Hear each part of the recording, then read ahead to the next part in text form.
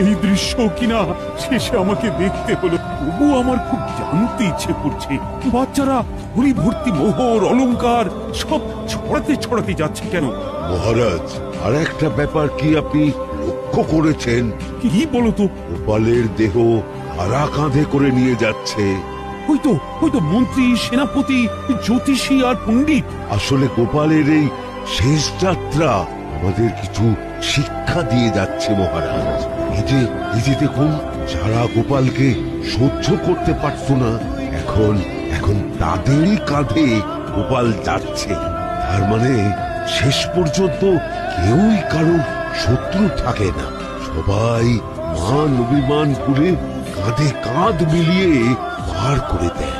তাই তো ওই যে মোহর আর অলংকার ছড়িয়ে যাচ্ছে, সেটাও বুঝিয়ে দেয় যে এই অর্থ